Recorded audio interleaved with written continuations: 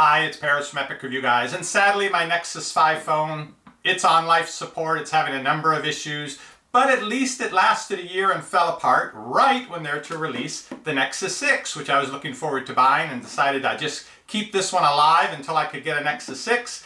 And then I saw the price they were asking for it, and then I needed some life support. No way was I going to go back to spending that much money on a phone. I got this for around $300, $350. Wasn't willing to spend any more than that. How am I going to get a decent phone for that price? Well, hours and hours of research and the brand and model that kept coming up as actually probably a pretty good option really surprised me. It's the dark horse. It's the ZTE ZMax, but I think this may have just saved me $400. Epic Review Guys. Now, if you're watching this in the US, you've probably never heard of this phone brand, just as I hadn't. But this is a direct from China phone, so you can sort of look at it as it's made in the same factories as the iPhone maybe over there in China, but it doesn't have the fancy name, it doesn't come in the fancy box. Now, the features of this phablet, because it's big, are both surprisingly good for the price, but surprisingly so-so for a brand new phone. My new ZTE ZMax from T-Mobile arrived just about half an hour ago. I had to get this ordered because we'll be doing some traveling over the holidays, and there's no way I'm going to take around a phone that will die within an hour if you don't have it plugged into an external battery. Now, I did a lot of research on this, and I didn't know the brand and was pretty suspicious of something I hadn't heard of, but I just kept reading good things about it. And apparently this company would really like into the US market, and so they're willing to not overprice their phone in order to get these out into more people's hands. Sort of like Kia and Hyundai when they first started selling in the US. You go for the budget models and you just try to get as many of them out there on the road as possible so people actually recognize the name, and after a while people say, oh yeah, I know that name, that might not be too bad to buy. So I'm taking a chance with rather an unknown here, but for $250 as opposed to $650 for a new Nexus 6, I think it's worth the risk. I haven't opened the box yet. You're going to see it same time I do.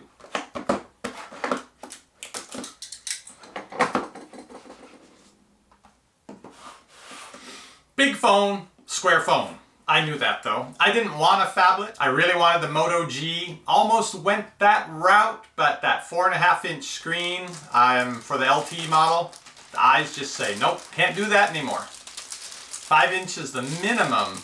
Even that gets a little fuzzy at night, so 5.7-inch screen in a big old phone.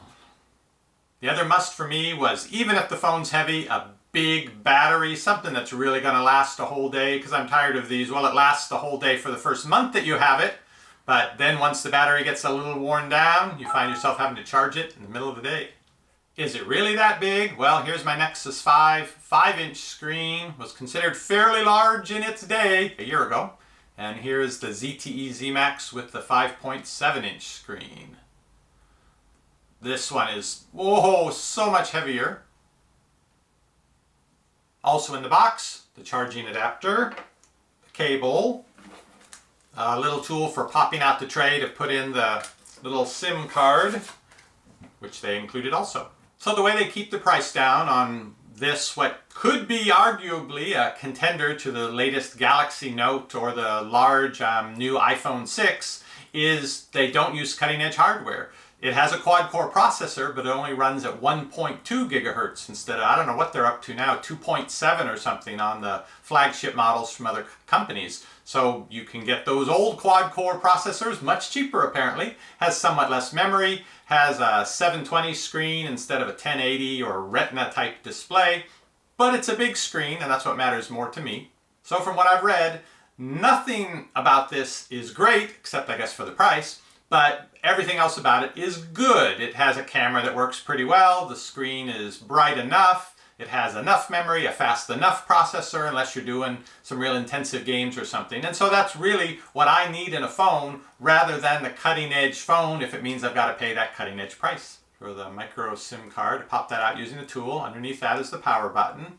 Over on this side, there's a micro SD HC card little tray, so you can add extra memory. I'm not sure what the capacity is, something like 16 gigabytes though, I think. So you can really add a lot of memory to this if you want to. and then the volume rocker is underneath of this. Now down here at the bottom, if you didn't notice this earlier, harkens back to 4 or 5 years ago, like my Nexus 1, that it has these buttons on the phone screen all the time rather than built into the display portion of it. But it worked fine on my Nexus 1. Again, this is the older hardware at the lower price.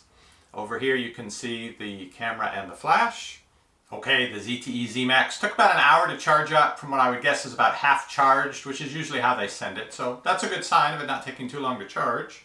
Got my micro SIM card out of my Nexus 5, and I've got the tray pulled out of the ZTE ZMax. Swap the card over. Okay, got my Google account set up on this. Now the screen pretty quickly dims itself, and then, yeah, there we go. And then sometimes it'll, if it's the tip towards a light, it'll brighten back. I don't like that, so I think I'm going to turn off the auto brightness. Here's the app screen.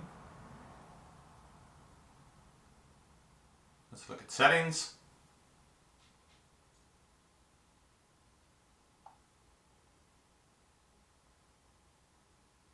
I checked the settings and I am on Android version 4.4.2. I think I look a little washed out there, but this is the rear-facing camera of the phone.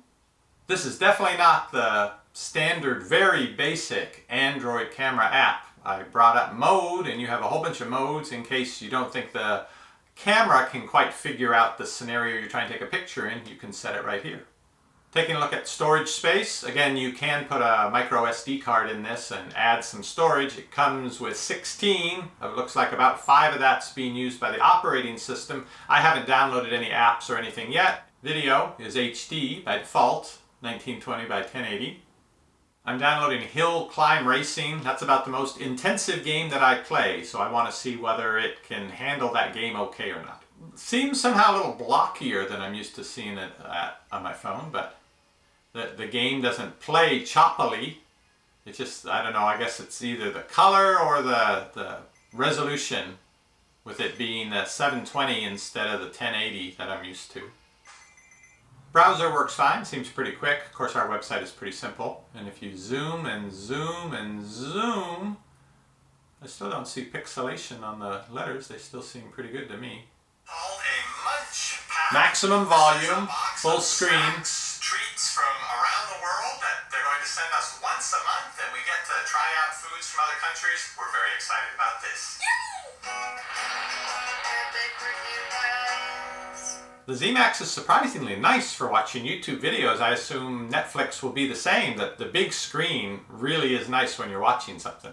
About using it to make calls, I'll show you a little video here when I was on a call earlier. I see.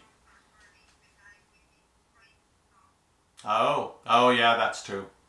I have no trouble holding it with one hand, but I would have trouble doing much in terms of, other than hitting maybe a couple icons. It's hard for that. Now they moved, I've heard they've been doing this on the phablets. They're moving the control buttons down on the side, so it's a little easier with having them in the middle there. And when you hold it up to your head, do I look really strange?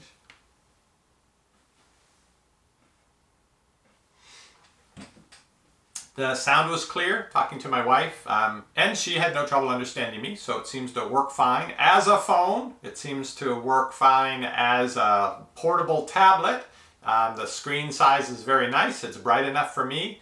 I haven't noticed this phone is technically, with the CPU that it has, much faster than this phone, but just in doing the things I do on a regular daily basis, I don't notice any difference. Why am I going to pay so much more for that Nexus 6 so I can do these same things 1/100th of a second faster? It's heavier. I'll have to see how that goes, walking around for 10-15 minutes on a call, and see if it gets to be so heavy. I believe it'll fit in my pants pocket, no problem. Yeah. I don't think that'll be an issue. Definitely I can feel that it's larger when I bring my leg up because of the way the material tightens over it. But just holding it, I have to say, is fairly comfortable. It's rounded from the front of the phone, the glass back. It's rounded on both sides.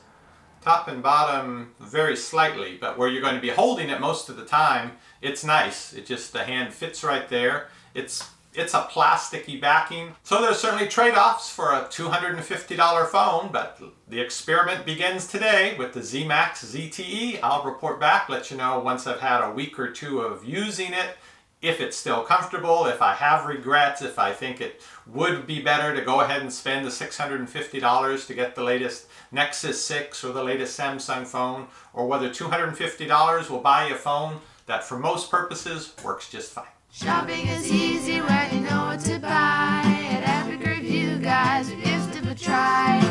What does the fox buy? Nobody knows, but before he goes shopping, he watches our videos.